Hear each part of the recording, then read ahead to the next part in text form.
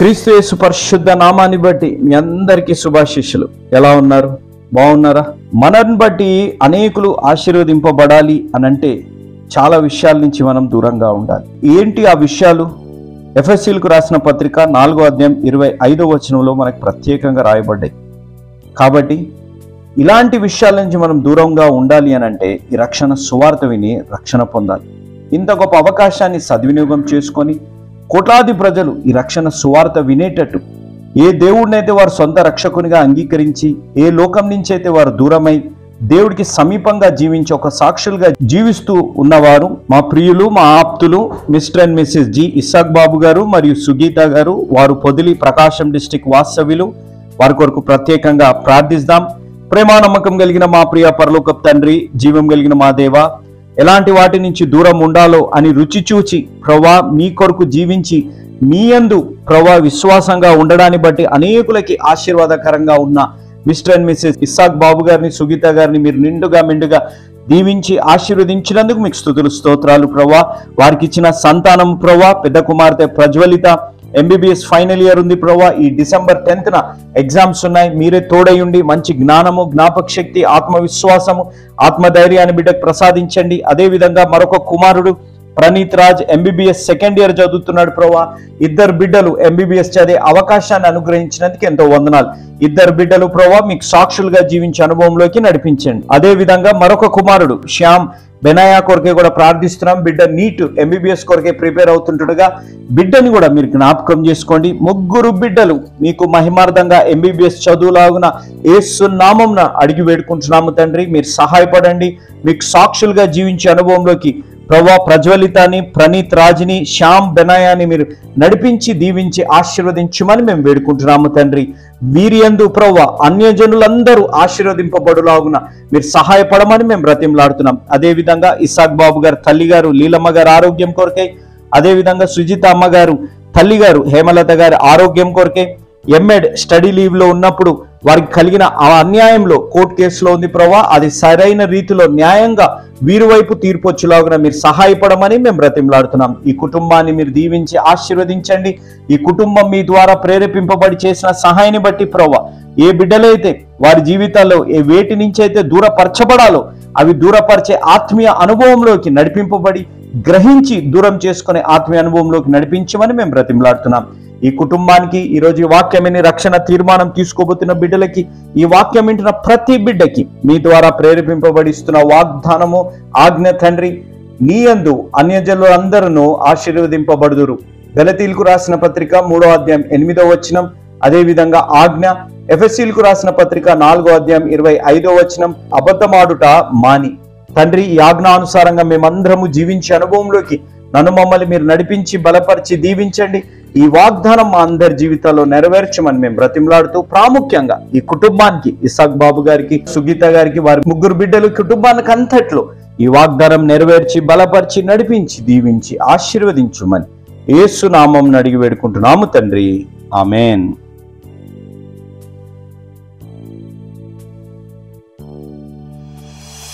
Praise the Lord. హల్లెలూయా.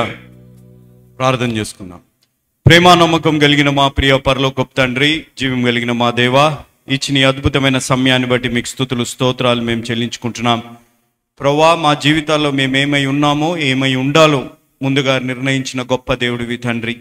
మమ్మల్ని విడిమని ఎడబాయని దేవుడిగా, మరువని దేవుడిగా ఉన్నందుకు మీకు స్తుతులు, స్తోత్రాలు మేము చెల్లించుకుంటున్నాం. ప్రభువా, మరొక రోజు మా జీవితాల్లో సజీవత్వంతో దీవించి ఆశీర్వదించినందుకు మీకు స్తుతులు, స్తోత్రాలు. ప్రభువా, ఈ వాక్యాన్ని నేను బోధించబోతుండగా నాతో మాట్లాడండి, నా ద్వారా మాట్లాడి ప్రభువా ఘనత, మహిమ, ప్రభావాలు మీరు పొందుకోమని నేను బ్రతిమలాడుతున్నాను తండ్రి. నేనే ఒక వ్యర్థమైన మాట మాట్లాడకుండా ప్రతి మాట మీకు మహిమార్థంగా ఉండులాగున చేరి వచ్చిన ప్రతి బిడ్డకి దీవెనకరంగా, ఆశీర్వాదకరంగా, అతి ముఖ్యంగా రక్షణలోకి నడిపించే విధంగా, రక్షణలో బలపరిచే విధంగా ఉండులాగున మీరు సహాయపడి బలపరిచి నడిపించుమని యేసు నామం అడిగి వేడుకుంటున్నాము తండ్రి. ఆమేన్. దేవుడి నామానికి మహిమ కలుగును గాక. ముందుగా దేవాతి దేవుడికి ఎంతో వందనాలు, కృతజ్ఞతలు నేను చెల్లించుకుంటున్నాను. దేవుడు నాకు ఇచ్చిన ఈ గొప్ప అవకాశాన్ని బట్టి దేవుడికి ఎంతో వందనాలు నేను చెల్లించుకుంటున్నాను. అదేవిధంగా మహానుభావులు మా తండ్రి గారు జోషి అన్నగారిని నేను జ్ఞాపకం చేసుకున్నాను. మా తండ్రి గారు దేవుడి సన్నిధికి చేరి ఉన్నారు. మా తండ్రి గారి సేవా జీవితం ప్రాముఖ్యంగా వారి బోధ కంటే ఎక్కువగా వారి వాక్య పరిచర్య, వారి జీవితం ఏదైతే బోధించారో ఆ జీవితాన్ని జీవించడాన్ని బట్టి నేను పరిచర్యలోకి రావడం జరిగింది. కాబట్టి దేవుడిచ్చిన గొప్ప అవకాశాన్ని బట్టి ఎంతో వందనాలు. కాబట్టి ఈ వాక్య అంశము ఫినిష్ వెల్ అనే వాక్య అంశంతోని మనము ప్రారంభించబోతున్నాం. ఫినిష్ వెల్ అనే మాట, దాని గురించి నేను ప్రార్థించగా దేవుణ్ణి అడగగా దేవుడు నాకు చూపెట్టింది సమూయేలు గారు రాసిన మొదటి గ్రంథం, సమూయేలు గారు రాసిన మొదటి గ్రంథం 9వ అధ్యాయాన్ని. ఆ తర్వాత అపోస్తుల కార్యం 9వ అధ్యాయం, అపోస్తుల కార్యము 9వ అధ్యాయం.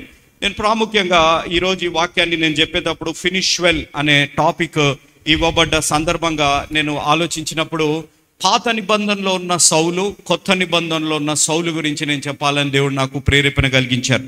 పాత నిబంధనలో ఉన్న సౌలు గురించి, కొత్త నిబంధనలో ఉన్న సౌలు గురించి, how they started and how they finished, ఏ విధంగా వారు ప్రారంభించారు, ఏ విధంగా వారు అంతమయ్యారు అనేది మనం దాంట్లో ఆ డిఫరెన్స్ మనం గమనించాలని నేను ఆశపడుతున్నాను దేవుడిచ్చిన ప్రేరేపణ మేరకు. కాబట్టి సమూయేలు గారు రాసిన మొదటి గ్రంథం 9వ అధ్యాయం మొదటి వచనాలు. అహీయాకు పుట్టిన బెకోరోతు కుమారుడైన సెరోరోకు జననమైన అబీయేలు కుమారుడగు కీషు అను బెన్యామీయుడొకడుండెను. కీషు భాగ్యవంతుడగు ఒక బెన్యామీయుడు. అతనికి సౌలు అను ఒక కుమారుడుండెను. అతడు బహు సౌందర్యము గల యవ్వనుడు, బహు సౌందర్యము గల యవ్వనుడు, సౌందర్యం కలిగిన యవ్వనుడు. ఇశ్రాయేలీయులలో అతని పాటి సుందరుడు ఒకడును లేడు. అతడు భుజములు మొదలుకొని పైకి ఇతరుల కంటే ఎత్తుగలవాడు. సౌలు తండ్రి అయిన కీషు యొక్క గార్ధమములు తప్పిపోగా కీషు తన కుమారుడైన సౌలును పిలిచి, మన దాసులలో ఒకని తీసుకుని పోయి గార్ధమములను వెదుకుమని చెప్పాను. ఏం వెతుకుమని? గార్ధమములు. ఏం వెతుకుమని? గార్ధం. ఎవరిని వెతుకమన్నారు? సౌలు. సౌలు ఎవరు? సౌలు ఇంగ్లీష్లో మనం handsome man, well built man కదా, సుందరుడు. అతనంత అందగాడు, అంతగా సౌందర్యవంతుడు ఇశ్రాయేలు దేశంలోనే లేడు అనే మాట అక్కడ రాయబడ్డది. సో అయితే తండ్రి అతనికి చెప్పిన పని ఏంటిది? ఏం వెతకాలి? ఎవరు? ఒక అందగాడు ఎక్కడికి వెళ్ళాలి? గాడిదలు వెతకడానికి వెళ్ళాలి.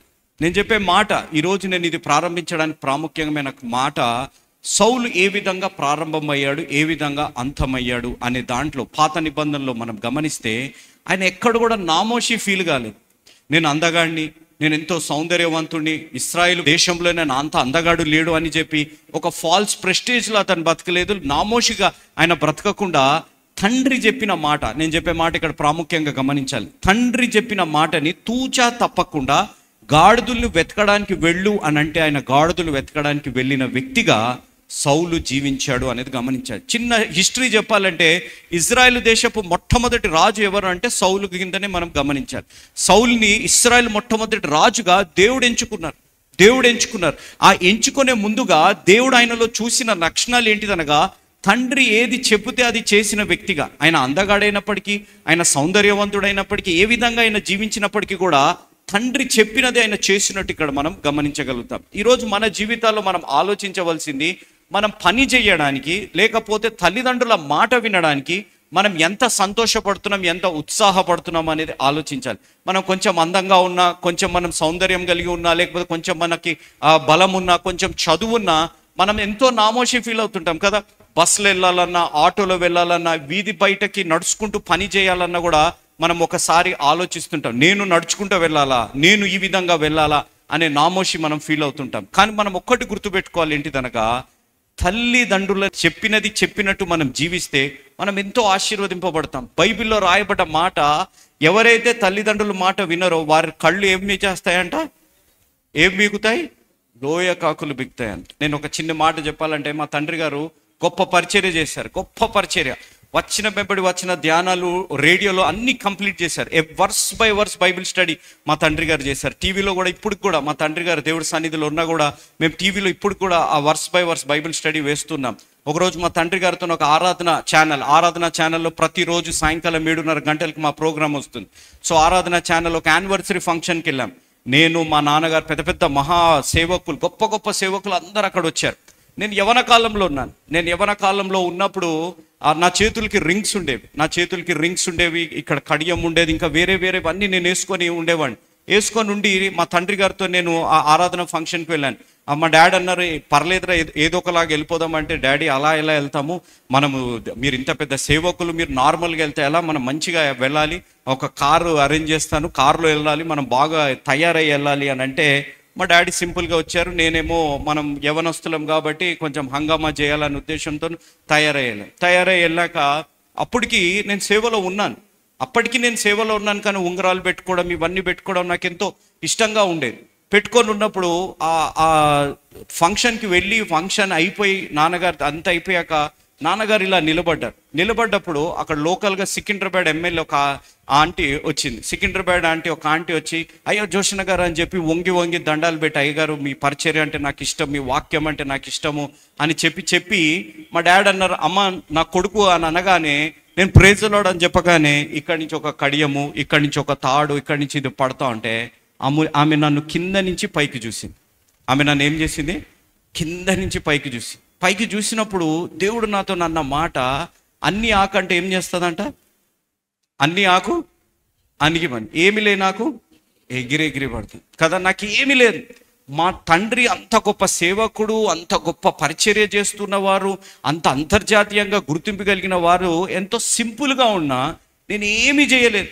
కేవలం ఒక బీటెక్ చదువుకున్నాం, ఎంబీఏ చదువుదాము, విదేశాల నుంచి వచ్చామని ఒక మాట తప్ప నా లైఫ్లో, నా ప్రొఫైల్లో ఇంకేమీ లేదు. కానీ మనం కనపడడానికి బాగా కనపడాలి, రిచ్గా కనపడాలి, రాయల్గా కనపడాలా, పాష్గా కనపడాలా, లేటెస్ట్ ట్రెండ్గా కనపడాలనే ఉద్దేశంతో వెళ్ళి, ఎప్పుడైతే ఆమె నన్ను కింద నుంచి పై వరకు చూసిందో నాకు అర్థమైంది ఏంటిదనగా, నేను ఒక ఫాల్స్ ప్రెస్టేజ్లో నేను బ్రతకకూడదు, నేను ఒక నామోషి కలిగిన జీవితాన్ని బ్రతకకూడదు. నా తండ్రి అడుగుజాడలలో, నా తండ్రి చెప్పినది, వారు చెప్పినట్టు, వారు జీవించినట్టు నేను జీవించాలని ఒక తలంపుతో, ఒక ఉద్దేశంతో ఆ రోజు నేను మెడలో చైన్ కానీ ఉంగరాలు కానీ అన్నీ తీసి పక్కకు పెట్టేసి, మీరు పెట్టమని నేను అనట్లేదు, కానీ మీరు ఆలోచించవలసింది ఏంటిదనగా, సౌల్ అనే వ్యక్తి స్టార్ట్ అయినది గాడిదలు వెతకడానికి వెళ్తున్న సమయంలో ఆయనకి ఎక్కడ కూడా నామోషి ఫీల్ కాలేదు. కూరగాయలు నేను తేవాలా, సిలిండర్ నేను తీయాలా, లేకపోతే ఫ్యాన్ నేను దుడపాలా, లేకపోతే చర్చిలో చైర్లు నేను వేయాలా, లేకపోతే తిన్నాక ప్లేట్లు నేను తీయాలా అనే ఆలోచన మనకుంటుండొచ్చు. కానీ మన జీవితాలు ఆలోచించవలసింది, సౌల్ అనే వ్యక్తిని దేవుడు ఏ విధంగా ఎంచుకున్నారంటే, తండ్రి ఒక గాడిదలు వెతకడానికి పంపిస్తే ఆయన ఒక్క మాట కూడా అనకుండా దాన్ని తగ్గట్టు ఆయన జీవించి, ఎక్కడ కూడా ఆయన నామోషి ఫీల్ కాకుండా ఆయన జీవించారు. ఈరోజు ఇక్కడ ఉన్న వారు మన జీవితాల్లో ఆలోచించాలి. We have started well. కార్యారంభము కంటే కార్యాంతము మేలు. How we are starting is very important, but much more important how we are ending అనేది చాలా ఇంపార్టెంట్ మన లైఫ్లో అనేది గమనించాలి. సో సౌలు ఏ నామోషి లేకుండా స్టార్ట్ అయ్యాడు. తర్వాత గాడిదలు వెతుకుతూ ఉంటే గాడిదలు దొరకనప్పుడు అక్కడ ఉన్న పనివాడు, అయ్యో గాడిదలు దొరకట్లేదు, ఎలా ఈ పరిస్థితి ఉంది, ఎలా అన్న పరిస్థితుల్లో ఉన్నప్పుడు మనం గమనించవలసింది ఏంటిదనగా, అక్కడ ఒక యాజకుడు ఉంటాడు, యాజకుడి దగ్గరికి వెళ్తే మనకు తెలుస్తుందేమో అనే మాట అక్కడికి వచ్చింది. అనగా he came to A dead end. ఆయన లైఫ్లో ఒక డెడ్ ఎండ్కి వచ్చేసాడు. ఏంటిదంటే, ఇంకా గాడిదలు దొరకట్లేదు, ఏమి చెయ్యాలి, ఒక యాజకుడి దగ్గరికి వెళ్దాం, యాజకుడు చెప్తే చెప్పాడు, లేకపోతే తిరిగి వెళ్ళిపోదాం అనే ఒక డెడ్ ఎండ్ దగ్గరికి వచ్చిన పరిస్థితుల్లో సౌలు గారి జీవితంలో మీరు గమనించాలి. సౌలు డెడ్ ఎండ్కి వచ్చాడు, కానీ దేవుడు ఆ డెడ్ ఎండ్ నుంచి ఆయన జీవితాన్ని ప్రారంభించాడు. హల్లెలూయా. సౌలు డెడ్ ఎండ్కి వచ్చాడు. సౌలు అంతానికి వచ్చేసాడు. అయ్యో వెతకడానికి వచ్చాను, వెతుకుతూ వచ్చాను, ఇంత ప్రయాసపడి ఇంత దూరం వచ్చాను, కానీ ఇంకా గాడిదలు దొరకట్లేదు, ఆ యాజకుడు దొరికితే పర్లేదు, చెప్తే పర్లేదు, లేకపోతే ఇంటికి వెళ్ళిపోదాం అనే ఆలోచనలో ఉన్నాడు. కానీ ఆ డెడ్ ఎండ్ దగ్గర దేవుడి యొక్క ప్రణాళిక ఆయన జీవితంలో ప్రారంభమైంది అనేది మనం గమనించాలి. మన లైఫ్లో కూడా మీరు ఆలోచించవలసింది, యవన బిడ్డలుగా నేను చెప్పే మాట, ఈ రోజుల్లో యవన బిడ్డలుగా మన లైఫ్లో ఒక ఫ్రస్ట్రేషన్ ఎక్కువగా ఉంటుంది కదా. ఒక ఫ్రస్ట్రేషన్, అడిగింది వెంటనే జరగాలి, లేకపోతే కోరుకున్నది వెంటనే జరగాలి, ప్రార్థించింది వెంటనే జరగాలి అని ఒక ఫ్రస్ట్రేషన్. అది జరగకపోతే ఎక్కడ లేని ఫ్రస్ట్రేషన్, ఎక్కడ లేని కోపాలు మన లైఫ్లో, మన జీవితాల్లో కనపడుతుంటాయి. కానీ సౌలు గారి జీవితంలో మీరు గమనిస్తే, Saul came for a different purpose. మీరు ఇక్కడ ఉన్న వారు ప్రాముఖ్యంగా గమనించండి. Saul came for a different purpose, but God had a different purpose. God had a different purpose. మన జీవితం అంతా ఒక పర్పస్తో ఉంది, అది మీరు గుర్తుపెట్టుకోవాలి. We are living here, you came here for a purpose. మేము ఇక్కడ రావడానికి ఒక పర్పస్తో వచ్చాం. మేము వచ్చింది ఒక పర్పస్ ఏంటిదంటే, ఇక్కడ ఉన్న వారు ఒక్కరైనా రక్షణ పొందాలి, ఆత్మీయంగా బలపడాలనే ఒక ఉద్దేశంతో మేము వచ్చాం. సౌలు ఒక ఉద్దేశం కొరకు వచ్చాడు, కానీ దేవుడికి ఆయన పట్ల ఇంకొక ఉద్దేశం ఉంది. కాబట్టి లైఫ్లో ఎప్పుడైనా మన జీవితాల్లో ఏదైనా డెడ్ ఎండ్కి మనం వచ్చినప్పుడు, మనం అనుకున్నది జరగట్లేదు, మనం అనుకున్నది మన జీవితాల్లో దొరకట్లేదు అన్న పరిస్థితుల్లో ఉన్నప్పుడు, ఎక్కడ కూడా మనం డిసప్పాయింట్ అయ్యి డిస్కరేజ్ అయిపోయి లేకపోతే గివప్ చేసే స్టేజ్లో మన జీవితాలు ఎన్నడూ కూడా మనం రాకూడదు అనేది మనం గమనించాలి. We should always try or we should always depend on the Lord. మనం ఎప్పుడు కూడా దేవుడిపై ఆధారపడి జీవించే ఆత్మీయ అనుభవంలోకి మనం నడిపింపబడాలి. కానీ చాలామంది జీవితాల్లో ఏం చేస్తారంటే, మీరు ఈ మాట గుర్తుపెట్టుకోండి, our faith should not depend on our feelings. Our feelings should not control our faith, or our faith should not depend on our feelings. మన ఇమోషన్స్ మీద, మన భావోద్వేగాల మీద, మన ఫీలింగ్స్ని బట్టి మన విశ్వాసం అనేది నడిపింపబడకూడదు, మన విశ్వాసం అనేది నియంత్రించబడకూడదు అనేది మనం గమనించాలి. 3 ఉంటే చర్చికి రావడం, 3 ఉంటే ప్రేయర్ చేయడం, ఇంట్లో ఏదైనా కొట్లాటైతే ప్రేయర్ మానేయడం, లేకపోతే ఇక్కడ ఎవరితోనైనా మనకు సంబంధాలు సరిగ్గా లేకపోతే వాళ్ళ ముఖాలు చూడాలి, వీళ్ళ ముఖాలు చూడాలి, ఎందుకులే చర్చ్కి అనే విధంగా అనడం, లేకపోతే వేరే చర్చ్కి వెళ్ళడం. No, feeling should not control our faith అనేది మన లైఫ్లో మనం గుర్తుపెట్టుకోవాలి. కానీ చాలామంది జీవితాల్లో చేసే తప్పేంటిదంటే, మన ఫీలింగ్స్ మన ఫెయిత్ని కంట్రోల్ చేసే పరిస్థితి. మనం డిసప్పాయింటెడ్ అయిపోయాం, డిస్కరేజ్ అయిపోయారంటే ఫస్ట్ క్వశ్చన్ వచ్చేది ఏంటిదంటే, దేవుడికి చర్చికి రెగ్యులర్గా వెళ్తున్నాను, ప్రార్థన రెగ్యులర్గా చేస్తున్నాను, అయినా నా జీవితం ఈ విధంగా ఉందే అనే ఆలోచనలో మనం జీవిస్తుంటాం. కానీ సౌలు జీవితంలో మీరు గమనిస్తే, even though he came at a dead end, God had a different plan. దేవుడికి ఇంకొక ప్లాన్ ఉంది, ఇంకొక ప్రణాళిక ఉంది. అది మీ అందరి పట్ల, నా అందరి పట్ల కూడా ఉంది అనేది మన జీవితాల్లో గమనించాలి. ఆ విధంగా మన జీవితాల్లో ఉంది అనే ఒక విశ్వాసం గమనించాలి. గాడిదలు వెతుకుతూ వస్తున్న ఒక వ్యక్తి మీరు గమనించాలి. అందగాడు, ఆజానుభావుడు, ఇస్రాయిల్లోనే అంత అందగాడు లేడు అనే విధంగా ఉన్నప్పటికీ he was searching for donkeys. ఆయన గాడిదలు వెతుకుతూ వస్తుంటే దేవుడు ఆయన జీవితంలో ఇస్రాయిల్ దేశం మొట్టమొదటి రాజు కిరీటాన్ని ఆయన జీవితాల్లో దేవుడు పంపిస్తున్నాడు. ఈరోజు నా లైఫ్లో కూడా మనం గమనించాలి, when there is a dead end in your life, the God's purpose will start from the dead end అనేది మనం గమనించాలి. ఈరోజు నా జీవితాల్లో ఏ పరిస్థితుల్లో ఉన్నాము, ఎలాంటి ఆలోచనలు మన జీవితాల్లో ఉన్నాం, ఎలాంటి విశ్వాస అనుభవంలో జీవితాల్లో ఉన్నాం. గత సండే నేను ఒక చర్చిలో వాక్యం చెప్తున్నాను. ఆ సంఘంలో నేను యూత్ మీటింగ్లో చెప్తుంటే వారు తీసుకున్న టాపిక్ ఏంటిదనగా, ప్రకటన గ్రంథం 2వ అధ్యాయం 1-7 వచనాలు. అనగా ఎఫ్ఎస్సి సంఘం, you last the first love అనే మాట అది తీసుకున్నారు ఆ థీమ్ కింద. You lost your first love. నీ మొదటి ప్రేమ, దేవుడి యందు మొదటి ప్రేమ కలిగినప్పుడు మనం ఏ విధంగా జీవించాం, మొదటిగా ఉన్న ఉత్సాహము, మొదటిగా ఉన్న enthusiasm, the fervent faith what we had, ఆ హోప్ మన జీవితాల్లో ఉన్నప్పుడు ఏ విధంగా ఉన్నాం, ఈ రోజుకి కూడా మనం ఆ విధంగా ఉన్నామా అనేది ఆలోచించాలి. మీరు ఎప్పుడైనా గుర్తుపెట్టుకోండి, feeling should not control our faith అనేది మన లైఫ్లో గుర్తుపెట్టుకోవాలి. Feeling should never control our faith in our life. ఏ పరిస్థితుల్లో ఉన్నా ఎబినేజరే పాట పాడినప్పుడు ఏ విధంగా దేవుడు చూస్తున్నారు మనల్ని, ఏ విధంగా చూస్తున్నారు దేవుడు, కనుపాప వలె కదా పాట పాడాం. కానీ నమ్ముతున్నామా? పాట పాడడం నమ్ముతున్నామా? మనం అది నమ్మి మనం జీవిస్తున్నామా? మీరు ఆలోచించండి. ఆ నమ్మకం కలిగి మనం జీవించే విధంగా మనం జీవిస్తున్నాం. Is there the first love what you had towards the Lord? మనం సండే స్కూల్లో దేవుడి ప్రేమించి సండే స్కూల్లో ఉన్నప్పుడు ఎంత ఎక్సైట్మెంట్తో మనం సండే స్కూల్కి వచ్చేవారము, ఈరోజు ఆ యూత్ మీటింగ్ ఆ ఎక్సైట్మెంట్తో మనం వస్తున్నామా? ఎందుకు? What is the purpose for this youth meeting? ఎందుకు ఈ టాపిక్ ఫినిష్ వెల్ అనే టాపిక్ ఏ విధంగా ఉంది? డెస్టినేషన్ ఈజ్ బ్యూటిఫుల్ అంటే పాత్ అనేది మనం గమనించకూడదు. Very true. You know the destination. ఎంతమంది పరలోకానికి వెళ్ళాలని ఆశ ఉంది చెప్పండి? ఎంతమందికి కష్టమార్గంలో వెళ్ళాలని ఆశగా ఉంది చెప్పండి కదా? మీరు ఈ రోజుల్లో మేము మీకు కొత్తగా చెప్పే అవసరం లేదు. ఇన్స్టాగ్రామ్ తెరిస్తే అన్ని ఇవే కోట్స్ వస్తాయి. హార్ట్ ఏ విధంగా ఉంటుంది, హార్ట్ బీట్ ఏ విధంగా ఉంటుంది చెప్పండి?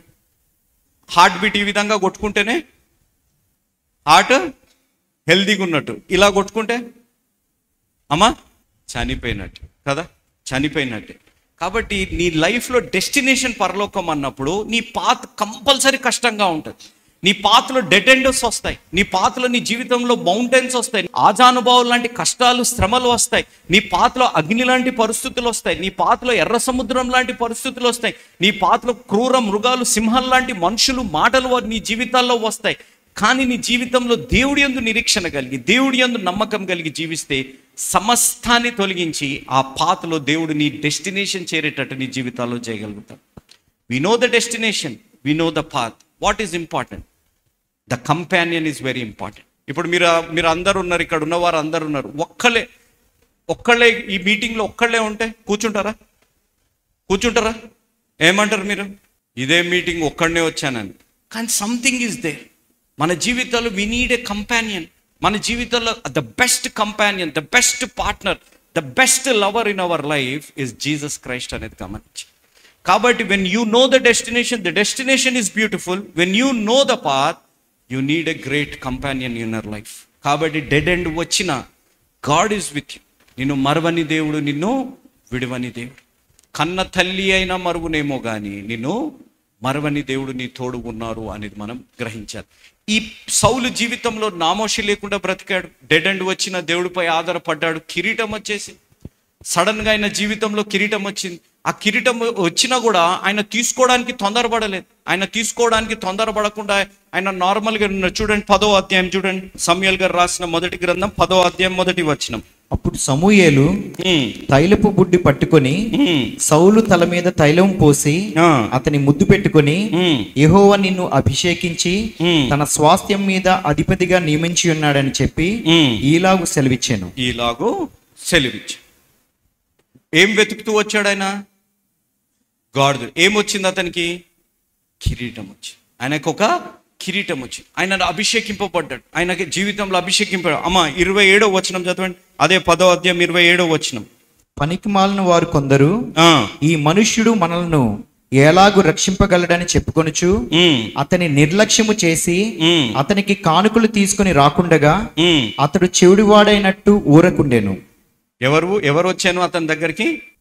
అతని దగ్గర ఆయన గురించి మాట్లాడింది ఎవరు? పనికి మాలిన వారు. బైబిల్లో రాయబడ్డ మాట, నేను అనట్లే మాట. ఇంగ్లీష్లో రాయబడ్డ మాట స్కౌండ్రల్స్ అనే మాట రాయబడ్డది. నీ లైఫ్లో ఎప్పుడైతే నువ్వు దేవుడి కొరకు జీవిస్తావు, నేను చెప్పే మాట, నీ లైఫ్లో ఎప్పుడైతే మీరు దేవుడి కొరకు జీవిస్తారో, ఎప్పుడైతే మీరు బైబిల్ పట్టుకొని ఇక్కడికి వస్తారో, ఎప్పుడైతే మీరు సంఘంలో యాక్టివ్గా ఉంటారో, ఎప్పుడైతే మీ విశ్వాస జీవితంలో యాక్టివ్గా ఉంటారో, శోధన అనేది మీ జీవితంలో తప్పనిసరిగా వస్తుంది అనేది గమనించాలి. శోధన యేసు ప్రభువారినే వదలలేదు. నేను చెప్పే మాట గమనించాలి. The temptation did not even leave Jesus Christ. But there is a difference. మీరు గమనించాలి. సాతానుడు పని మిమ్మల్ని శోధించడం, నన్ను శోధించడమే వాడి పని. శోధనకి లొంగకూడదా అనేది మన చేతుల్లో. ఎవరి చేతుల్లో ఉంది? మన చేతి. శోధనకి లొంగకూడదా అనేది మన చేతుల్లో. సాతానుడు పని డే 1 నుంచి మీరు ఆలోచించండి. ఎప్పుడైతే ఆదాము అవ్వ తోటలో ఉన్నారో సాతానుడు వచ్చి చేసిన పని ఏంటిది? శోధించడమే వాడి పని. నీవు నేను గుర్తుపెట్టుకోవాల్సింది ఏంటిది అనగా, ఎలాంటి అడ్వైజులు, ఎలాంటి సలహాలు, ఎలాంటివి మనం చెవుకి విని దాన్ని మన ఆలోచనలోకి మనం అనుమతిస్తున్నాము అనేది ఒక్కసారి ఆలోచించాలి. What we are allowing to enter into our mind, into our heart అనేది చాలా ఇంపార్టెంట్ అనేది గమనించాలి. ఇక్కడ సౌలుని దేవుడు అభిషేకిస్తున్నాడు. సౌలుని సమూయేలు గారి ద్వారా దేవుడు అభిషేకించి మొట్టమొదటి ఇజ్రాయెల్ దేశానికి రాజుగా నియమించి ఇవన్నీ చేసినప్పటికీ కూడా ఆయన జీవితంలో వ్యతిరేకత వచ్చింది. ఆయన జీవితంలో ఒక శోధన కలిగింది అనేది మనం గ్రహించాలి. ఈ శోధన నీ జీవితంలో, నా జీవితంలో ఎవ్రీ డే నేను చెప్తున్నాను, మీరు గుర్తుపెట్టుకోవాలి. యవ్వన బిడ్డలు ఇక్కడ ఉన్నవారు, every day we will have temptation in our life. Every day నామోషి ఫీల్ అవ్వడానికి టెంప్టేషన్ ఉంటుంది. మనం డిస్కరేజ్ అవ్వడానికి మన జీవితాల్లో టెంప్టేషన్ ఉంటుంది. మనం వినే మాటలను బట్టి మన జీవితాల్లో ఇది వద్దు, ఇది చెయ్యకూడదు, ఇంకా ఇది జరగదు, ఇంక అవ్వదు, మనం ఒక వేస్ట్, మనం పనికిరాని వారు అనే ఆలోచనలు తీసుకొచ్చే విధానంగా సాతానుడు చేస్తాడు అనేది మనం గ్రహించాం. Temptation is inevitable. టెంప్టేషన్ ఎవరు ఆపలేరు. We will be tempted, but we can stop the temptation by resisting it అనేది మనం గ్రహించాలి. మీరు బైబిల్లో మీరు గమనిస్తే జోసెఫ్ క్యారెక్టర్ నాకు ఎంతో ఇష్టమైన క్యారెక్టర్. బైబిల్లో జోసెఫ్ క్యారెక్టర్ మీరు గమనిస్తే ఆయన పొతిఫర్ భార్యను బట్టి శోధింపబడుతున్నాడు. పొతిఫర్ భార్యను బట్టి శోధింపబడుతుంటే ఆయన అన్న మాట ఏంటిది? అయ్యా, అమ్మా, పొతిఫర్ నాకు ఇల్లంతా అప్పచెప్పాడు, కానీ నాకు పొతిఫర్ నిన్ను అప్పచెప్పలేదు. ఎక్కడున్నాడు యోసేపు ఎక్కడున్నాడు? ఐగుప్తు దేశంలో ఉన్నాడు. తండ్రి దగ్గర ఉన్నాడా? తండ్రి దగ్గర ఉన్నాడా? తండ్రి వారి సొంత దేశంలో ఉన్నాడా? లేడు. ఆయన ఎక్కడున్నాడు? పాపానికి ఒక సింబల్గా, పాపానికి సాదృశ్యంగా, పాపానికి ఒక సెంటర్గా, ఒక కేంద్రంగా ఉన్న ఐగుప్తు దేశంలో ఆయన తండ్రి దగ్గర నుంచి, కుటుంబ సభ్యుల నుంచి, తన దేశాన్ని నుంచి, అంతటి నుంచి దూరం ఉన్నప్పుడు ఆయన జీవితంలో ఒక శోధన వచ్చినప్పుడు హీ రెసిస్టెడ్ ద టెంప్టేషన్. ఆయన ఆ శోధనని ఎదుర్కొన్నాడు అనేది గ్రహించాలి. ఇక్కడ కూడా సౌలు గారి జీవితంలో వ్యతిరేకత అనే శోధన ఆయన జీవితంలో వచ్చింది. వ్యతిరేకత అనే శోధన ఆయన జీవితంలో వచ్చినప్పుడు ఆయన ఎదుర్కొన్నాడు, ఆయన పట్టించుకోలేదు అనేది గ్రహించాలి. ఈరోజు యోసేపు కూడా ఆయన జీవితంలో శోధన వచ్చినప్పుడు ఆయన పట్టించుకోలేదు. శోధననైనా పట్టించుకోలేదు. ఎందుకు పట్టించుకోలేదు? మీరు ఆలోచించాలి. ఎందుకు పట్టించుకోలేదు? ఆయన అన్న మాట, మీరు కానీ ఆదికాండం 37వ అధ్యాయం నుంచి మీరు గమనిస్తే ఆయన అన్న మాట, ఇది దేవుడికి వ్యతిరేకమైనది, నేను ఇది చెయ్యను. దేవుడికి వ్యతిరేకమైనది ఇది నేను చెయ్యను. ఎవరు నేర్పించారు జోసెఫ్కి? యోసేపుకి నేర్పించింది ఎవరు? మీరు చెప్పండి. యోసేపు దగ్గర ఏ బైబిల్ ఉంది? యోసేపు దగ్గర ఏ బైబిల్ ఉంది? ఇప్పుడు మనకు తెలుసు శోధన. యోసేపు ఏ చర్చ్కి వెళ్ళాడు చెప్పండి? యోసేపు వెళ్ళిన చర్చ్ ఏంటిది? యోసేపు చదివిన బైబిల్ ఏంటిది? లేకపోతే యోసేపు ఏ విధంగా ఆయన జీవితంలో ఇంత నమ్మకంగా శోధింపబడ్డ, శోధనను ఎదుర్కోవాలనే ఆత్మీయ అనుభవంలోకి నడిపింపబడాయి, అంత ఆత్మీయత జీవితం ఎలా వచ్చింది అని అంటే ఆయన జీవితంలో దేవుడితో కలిగి ఉన్న సంబంధం, తల్లిదండ్రులు నేర్పించిన బంధం, దేవుడి యందు ఆధారపడాలనే బంధాన్ని బట్టి యోసేపు అంత బలంగా జీవించాడు. మీరు ఆ 37వ అధ్యాయం నుంచి చదివితే the lord was with Joseph అనే మాట ప్రతి దగ్గర రాయబడ్డట్టు మనము గమనించగలం. సౌలు జీవితంలో కూడా వ్యతిరేకత వచ్చింది. వ్యతిరేకత వచ్చి ఆయన రాజుగా ఎంచబడ్డప్పుడు ఆయన జీవితంలో వచ్చిన ఛాలెంజెస్ మీరు గమనించాలి. 11వ అధ్యాయం 1వ వచనం. అమ్మోనీయుడైన నాహాషు బయలుదేరి యాషేగిల్గదు ఎదురుగా దిగినప్పుడు యాబేషు వారందరూ మేము నీకు సేవ చేదుము, మాతో నిబంధన చేయమని నాహాషుతో అనిరి. ఇశ్రాయేలీయులందరి మీదికి నింద తెచ్చినట్లు మీ అందరి కుడికన్నులను ఊడదీయుదునని మీతో నేను నిబంధన చేసేదనని అమ్మోనీయుడైన నాహాషు యాబేషు వారి పెద్దలతో చెప్పగా, వారు మేము ఇశ్రాయేలీయుల సరిహద్దులన్నిటినీ దూతలను పంపుటకై 7 దినముల గడువు మాకిమ్ము, మమ్మును రక్షించుటకు ఎవరును లేకపోయిన ఎడల మమ్మును మేము నీకు అప్పగించుకొనేదమనేది. ఇక్కడ మీరు గమనించండి, 11th చాప్టర్ 1st verse లో మీరు గమనిస్తే ఆ రాజు వచ్చాడు. రాజు వచ్చి అతని జీవితంలో వారికి శ్రమ తీసుకొస్తానికి వచ్చిన పరిస్థితుల్లో వచ్చినప్పుడు వారు చేసిన పని, వారి జీవితాల్లో శ్రమలు వచ్చినప్పుడు ఏం చేశారు? వారి జీవితాల్లో శ్రమలు వచ్చినప్పుడు ఏం చేశారు? వారు దేవుడి దగ్గరికి రాలేదు. వారు రాజుతోని ట్రీటీ చేసుకోవడానికి, సమాధాన పడడానికి, శత్రువుతో సమాధాన పడడానికి వారు ఇష్టపడ్డారు. కానీ దేవుడి దగ్గరికి వచ్చి దేవుడి దగ్గర సమాధాన పడి దేవుణ్ణి అడగాలి అనే విధంగా వారు ప్రయత్నించలేదు. Praise the Lord. మీ ముందుకు రావడానికి ఒక ప్రాముఖ్యమైన కారణం, మేము ఈ టీవీ పరిచర్యని ఎందుకు ప్రారంభించాం, ప్రాముఖ్యంగా తండ్రి అయిన నాన్నగారు, కీర్తిశేషులైన నాన్నగారు జోష్ అన్నగారు ఎందుకు ప్రారంభించారు అనేది వారి మాటల్లోనే విందాం. ఈ కార్యక్రమాన్ని నిర్వహించడానికి నేను ఎంతో ధైర్యం చేశాను అనే విషయాన్ని జ్ఞాపకం చేస్తున్నాను. డబ్బుండి కార్యక్రమాన్ని ప్రారంభించలేదు, నన్ను రక్షించి ఇంతవరకు పిలిచిన ప్రభు ఉన్నారు అని, తదుపరి విశ్వాసులైన మీరు ఉన్నారు అనే ధైర్యంతో ఈ కార్యక్రమాన్ని కొనసాగిస్తున్నాం. విన్నారు కదా, నాన్నగారు ఏ ధైర్యమైతే వారు చేసి టీవీ కార్యక్రమాలని ప్రారంభించారు, మన రక్షకుడైన యేసు ఉన్నారని, విశ్వాసులైన మీరు ఉన్నారనే ధైర్యంతోనే ఈ టీవీ కార్యక్రమాలని మేము కొనసాగిస్తున్నాం గత సంవత్సరాలుగా. ఇక ముందు కూడా మేము కొనసాగించాలి అని అంటే మీలో విశ్వాసులైన మీరు, ప్రేరేపింపబడ్డవారు మీరు, వచనం వెంబడి వచ్చిన ధ్యానాలు జోషన్న గారివి, పాయింట్ వైజ్ ధ్యానాలు జాన్ స్పర్జన్ గారివి, హీరోస్ ఆఫ్ ది బైబిల్ అనే సిరీస్ ధ్యానాలు భక్త్ సింగ్ నావి కొనసాగేటట్టు మీరు ప్రేరేపింపబడితే, మీరు సహాయం చేసి మీరు నేరుగా నాతోని మాట్లాడవచ్చు. నాతో మాట్లాడి మాకు సహాయం చేయాలనేది నా మనవి. కాబట్టి మీరందరూ ఏ భారమైతే, సేవా భారమైతే నాన్నగారు గత 40 సంవత్సరాలుగా ముందుకు కొనసాగించారు, ఇప్పుడు యవనస్తులమైన మా అన్నగారు జాన్ స్పర్జన్ గారు మాపై ఉంది.